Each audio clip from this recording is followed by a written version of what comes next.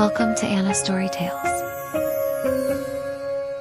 सल्तनते माहिस्तान के दरो दीवार आज दुल्हन की तरह सजे हुए थे। फिजा में संदल और ऊद की खुशबू रची बसी थी, क्योंकि आज बादशाह की अकलौती बेटी और तख्तो ताज की वाहिद वारिस शहजादी सुनैना का दरबार लगा था। सुनैना, जिसके हुस्न के चर्चे 7 समंदर पार तक फैले हुए थे, अपनी खुश मिजाजी के लिए नहीं बल्कि अपनी बेनियाजी और सख्त मिजाजी के लिए जानी जाती थी। वो संगे मरमर के तख्त पर बैठी थी। इसकी आंखें झील की तरह गहरी लेकिन बर्फ की तरह ठंडी थीं। सुनैना को मालूम था कि आज फिर दूर दराज के मुल्कों से शहजादे इसका हाथ मांगने आएंगे, और इसे ये भी मालूम था कि वो सब इसे नहीं बल्कि माहिस्तान के वसी खजाने और तख्त को हासिल करने के लिए आ रहे हैं। दरबार के चौबदार ने बुलंद आवाज में ऐलान किया कि सल्तनते जंगारा के शहजादे दारा तशरीफ ला रहे हैं। शहजादा दारा रेशमी लिबास पहने हीरे जवाहरात से लदे हुए संदूक लेकर दाखिल हुआ। इसने सुनैना के कदमों में नायाब याकूत और ऐसे मोती ढेर कर दिए जो रात के अंधेरे में भी चमकते थे। सुनैना ने एक नज़र इन बेशकीमती तोहफों पर डाली और सर्द लहजे में कहा, शहजादे, ये पत्थर मेरे बाग की मिट्टी से ज़्यादा हैसियत नहीं रखते। अगर आपको लगता है कि आप दौलत से मेरा दिल खरीद सकते हैं तो आपको गलत फहमी हुई है। आप जा सकते हैं। दरबार में सन्नाटा छा गया। एक के बाद कई शहजादे आए। किसी ने कस्तूरी पेश की तो किसी ने वफादारी की कस्में खाईं, लेकिन सुनैना का दिल किसी के लिए ना पिघला। दरबार के बड़े दरवाजे पर एक धूल में अटा हुआ नौजवान आया। इसके बदन पर कोई रेशमी लिबास नहीं था, ना ही सर पर कोई ताज। इसके हाथ में लकड़ी की एक सादा सी बांसुरी थी और आंखों में एक ऐसी चमक जो किसी बादशाह के चेहरे पर भी नहीं देखी गई थी। सिपाहियों ने इसे रोकना चाहा, लेकिन इसकी आवाज में ऐसा रौब था कि वो पीछे हट गए। इसने कहा, मेरा नाम देव है। मैं यहाँ शहजादी सुनैना से मिलने आया हूँ। सुनैना ने तंजिया नजरों से इस आम से लड़के को देखा। तुम्हारी जुर्रत कैसे हुई एक शहजादी के सामने इस हाल में आने की? क्या तुम समझते हो कि तुम्हारी ये लकड़ी की बांसुरी इन हीरों का मुकाबला कर सकती है?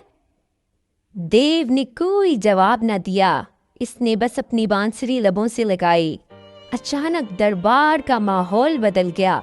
बांसुरी से निकलने वाली धुन इतनी दर्दनाक और इतनी सहरंगेज थी कि दरबार में मौजूद हर शख्स की आंखें नम हो गईं।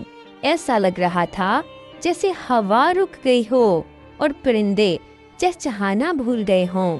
वो धुन रूह के अंदर उतरती महसूस होती थी। लेकिन सुनैना, जिसने अपने जज्बात पर काबू पाने की कसम खा रखी थी, इस धुन से मसहूर होने की बजाय गुस्से में आ गई। इसे लगा कि ये लड़का अपनी मौसीकी से इसके दिल की दीवारों को गिराने की कोशिश कर रहा है।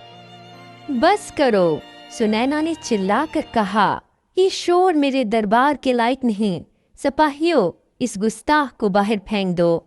इसे अपनी औकात याद दिलाई जाए।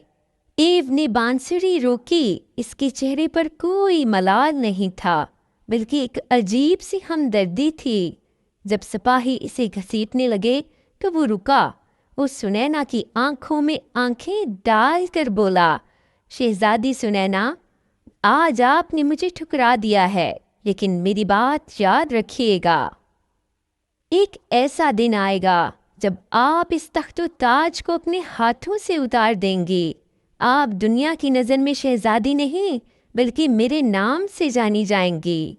सुनैना का चेहरा गुस्से से तमतमा उठा और देव को महल से बाहर निकाल दिया गया। देव के जाने के बाद कई दिन गुजर गए, लेकिन महल की फिजा बदल चुकी थी। सुनैना ने महसूस किया कि जब भी वो अकेली होती, इसे दूर कहीं से वही बांसुरी की धुन सुनाई देती। वो अपने कान बंद करती, लेकिन वो आवाज हवाओं के जरिए इसके कमरे में दाखिल हो जाती। रातें तवील होने लगीं और सुनैना की सेहत गिरने लगी। इसे ख्वाब में वही लड़का नजर आता जो इसे पुकार रहा होता। महल के सबसे बड़े हकीम बुलाए गए, लेकिन किसी को कुछ समझ ना आया कि शहजादी को आखिर क्या बीमारी है। शहजादी साहिबा, आपको कोई मर्ज नहीं, ये रूह की बेचैनी है, एक बूढ़े हकीम ने सर झुकाकर कहा। सुनैना खामोश रही। वो किसी को कैसे बताती कि वो धुन अब इसके खून में गर्दिश कर रही है। इसे देव के वो अल्फाज याद आते कि आप मेरे नाम से जानी जाएंगी। एक रात जब चांद पूरे जोबन पर था और बांसुरी की आवाज पहले से कहीं ज्यादा तेज थी, सुनैना से रहा ना गया। इसने अपने रेशमी लिबास उतारे, अपना कीमती ताज एक तरफ रखा और एक सादा से लिबास में महल के पिछले दरवाजे से बाहर निकल गई। झाड़ियों और कांटों ने इसके नर्म पांव जख्मी कर दिए, लेकिन इसे अब दर्द महसूस नहीं हो रहा था। इसके दिमाग में सिर्फ एक ही नाम था, देव। कई मील चलने के बाद इसने एक पुराने बरगद के दरख्त के नीचे देव को बैठे देखा। झाड़ियों और कांटों ने इसके नर्म पांव जख्मी कर दिए, लेकिन इसे अब दर्द महसूस नहीं हो रहा था। इसके दिमाग में सिर्फ एक ही नाम था, देव।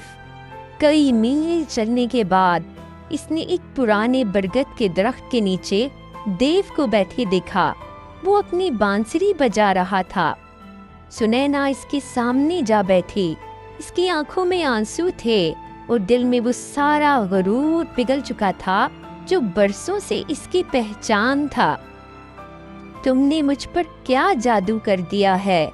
सुनैना ने लरसती हुई आवाज में पूछा। देव ने बांसुरी रोकी और सर उठाकर इसे देखा। ये जादू नहीं है सुनैना, ये हकीकत है।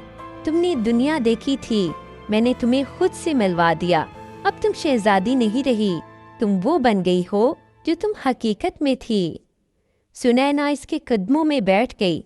मुझे अपने साथ ले चलो, मुझे ये तख्तो ताज नहीं चाहिए।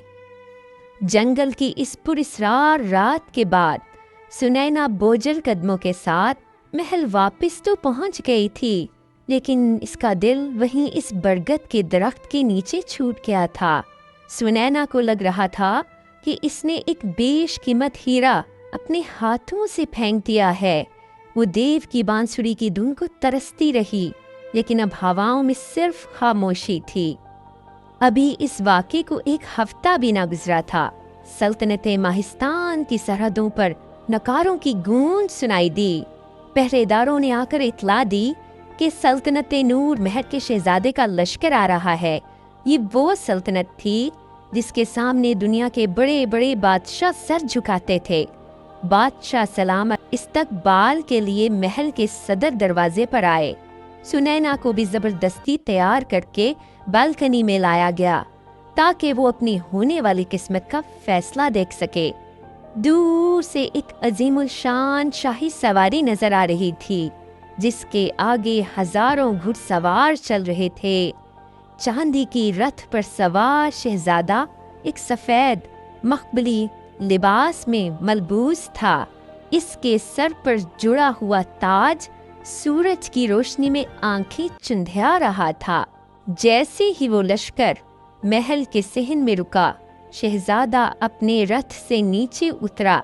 सुनैना की नजर जैसे ही इस पर पड़ी, इसके पैरों तले जमीन निकल गई।